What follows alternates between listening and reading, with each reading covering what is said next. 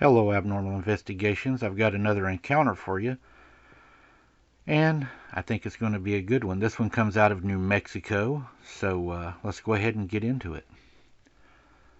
I've always been a big fan of cryptids and the paranormal, although I don't believe in a lot of the encounters I've heard of. The idea of the unknown makes me incredibly curious. They say curiosity killed the cat, and it may have almost killed me. I live in New Mexico. New Mexico has the reputation of being mostly desert, but it still has its beautiful green areas. I love finding the hiking nature trails, whether it's in the desert or the forest hills. On the day of the encounter, I was on a weekend trip hiking some trails in Glorietta, New Mexico.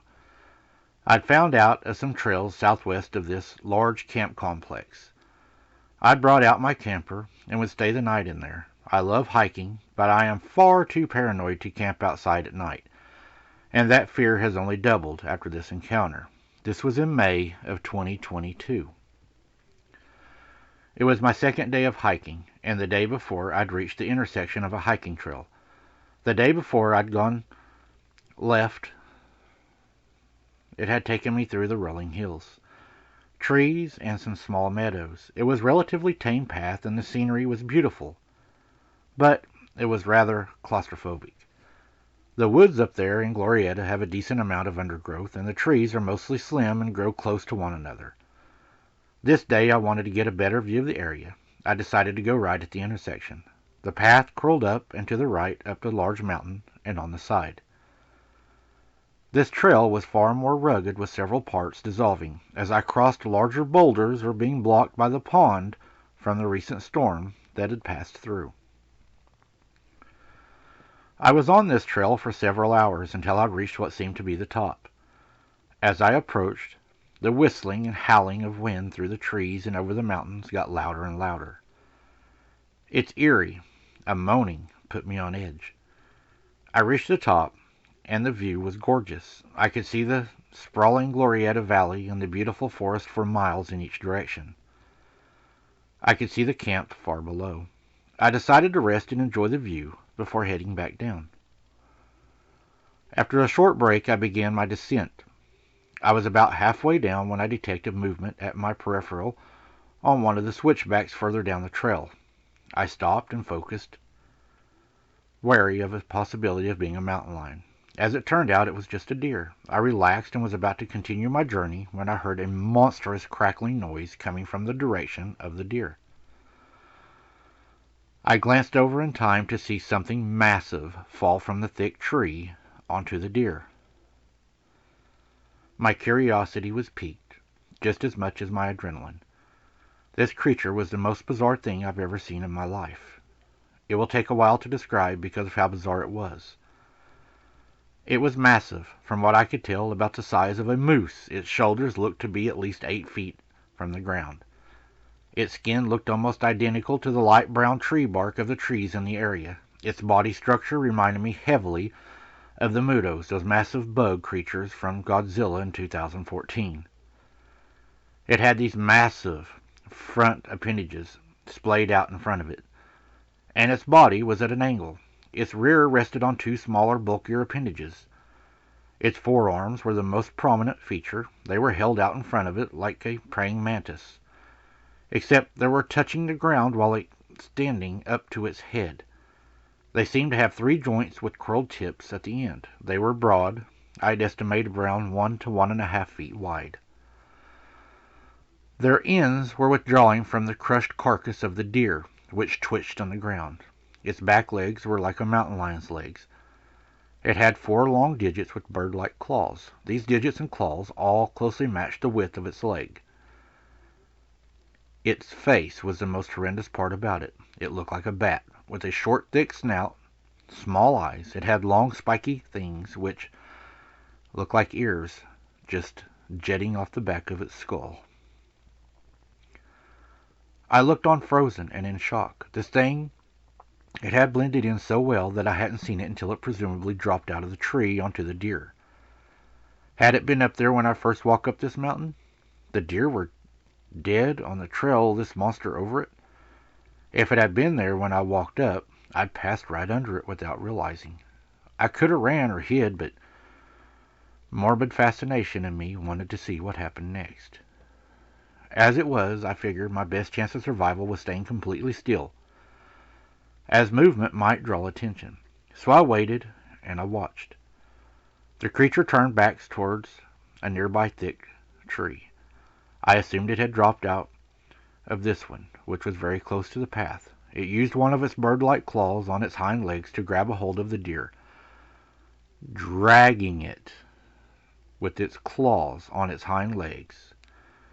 When it reached the tree, it wrapped its massive front appendages around it. The joint seemed to curl and lock around the tree, and it slowly pulled itself up the tree, reminding me of a sloth. You know how they grab around branches with their rounded claws and pull themselves up at one at a time? That's exactly what this thing seemed to be doing, but its entire front appendages were gripping the tree trunk. After about 30 seconds or so, the creature had reached the first major branch, which was far up the massive tree. If I had to guess, I would say it was at least 3 stories up. It then wrapped a massive front appendages around the branch, and it hung right side up. It brought the deer up to its mouth by curling its whole torso and holding it steady with its claws. It was in such a dire situation. I had the rather comical thought that this thing must have 6 packs, with how strong the core must have been to perform such an action. As if something like this shared biology with a human, I continued to stare, not sure what to do. I probably stood there for about 10 minutes frozen, watching this thing slowly devour its meal. To my surprise, it also ate the bones of the poor deer. By the time it was done, there was nothing of the deer left. I then repositioned front appendages around the branch, once again reminding me of a sloth rather than hanging monkey.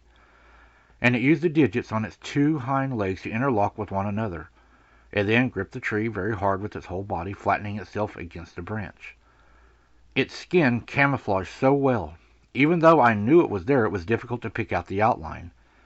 Its head seemed to be tucked against the bottom of the tree branch, watching and waiting, just like me. I contemplated if it was maybe sleeping after its meal, but I didn't want to take the risk of walking the path under it. So I waited for about 15 minutes, and before coming up with an idea, I would slowly, inch by inch, lower myself to the ground before retreating up the trail. Once I got to the top, I would go straight through the undergrowth and the wilderness towards the camp that I could see in the distance. The lot where my trailer was parked was about half a mile walk from the camp. I would far rather take my chances through wilderness than follow the trail towards the monster I'd just seen, so I carried out my plan as slowly as I could possibly control. I lowered myself to the ground. I then slowly half-crawled, half-pulled myself backwards up the hill, doing my best to limit the sudden jerky movement to avoid being spotted. After what felt like what might have been an hour, I was confident I could no longer see the tree it was in. I slowly got up, glanced around, and began jogging back to the trail. I spent most of my life as an avid jogger and hiker, and I ran in high school and college, so I have a lot of endurance. I jogged back up to the top of the mountain before picking my way slowly down toward the camp. The mountain wasn't like the image that comes to your head when you think of mountains. I didn't have a steep slope to a sharp point, but rather a steep slope that rounded off to a flat and large top. It was still around 1,000 feet higher than the camp, so at first the going was pretty easy. It didn't get more treacherous until the end, but I made it safely down. By the time I made it back to the camper, it was around 6 in the afternoon. I was still freaked out and decided to call my weekend there. I drove back to my home, and I haven't been to those trails since. I have no idea that cryptid was there, but it fascinates me. I feel the urge to go up there again to see if I can still find it and maybe take pictures of it to get proof. At the time I went up there, the picture would have probably been blurry because of my shakiness. This thing was so evil looking. I've never seen anything like it before in my life, and I've never been a believer in cryptids until this time. But when you see something with your own eyes, you cannot deny what you've just seen. I wish I would have had somebody with me that could corroborate my story. You know how people think. But I'm honestly not the kind of person that believes in these things, and everybody would tell you that I would be the last to ever believe in anything like this, but when you witness it, it's hard to say that it doesn't exist. I'm telling you, these things are out there. I'm not going back to those trails or any other trails again. Now, yes, it was a big part of my life, and it's things that I mostly enjoyed. But the way it took that deer out, climbed up that tree, devoured it, and then camouflaged back into the tree, I'm telling you, these things could be hiding right there and you would never see them. They're adapted to their environment. When it stunched down into that limb, it was almost totally gone. If you wouldn't have known it was there, you would have never seen it. These things are apex predators, and I'm not about to tempt my fate again. Thanks for listening and telling my story. I'm very, very fascinated in this story. This story really caught my attention. Do you all remember when me and Sarah and Kaylee went down to that little low water bridge and we saw that thing climbing that tree that night? Do you remember how many times we told everybody that we compared it to a koala bear or a sloth, the way it climbed? It hugged the tree and climbed the tree the same way, and it was brown. And when it got to the top of the tree and we shined the lights on it, it dove out of the tree down into the water and then swam under the culvert we were standing on. I have no doubt what he seen was the same thing that we seen that night. Because when it jumped out of that tree, we compared it to a gargoyle. Remember us saying that we thought it might have had wings or something? He says it looked like a bat in the face. This really, really caught my attention in this story. And I'm going to try to reach out to this guy and see if I can get a hold of him, because I would love to be able to talk to him. This sounds exactly like what we seen that night. And I've never talked to this guy. And to hear somebody explain seeing something that you've seen that you've never talked to and you don't know, well, that pretty much shows you that they're out there. Thanks for sharing this story. I hope you all enjoyed this one. I really enjoyed this one. It really picked my brain and it has me thinking. And it makes me wonder, what was this thing that we saw? What was it? Was it a gargoyle? Was it some kind of other DNA corrupted animal? Too many factors match each other in this story for it not to be the same thing we saw. That's a scary story to know, that they can hunker into a tree and almost disappear even when you're watching them. That is called adaptive camouflage in the wild. And if these things have adapted camouflage, which I'm sure that they do, they are indeed the apex predator in the woods. When you're in the woods, guys, remember, you're not always the hunter. Sometimes you're the hunted. And if you're in the woods, it's guaranteed there is something watching you. It may not always be a cryptid, but always be assured there is eyes on you. And you never go to the woods and leave without many things seeing you. Some of them you probably wish didn't. Until next time, guys, keep your head on a swivel. Don't be something's dinner. And don't tempt fate. We'll see you on the next one.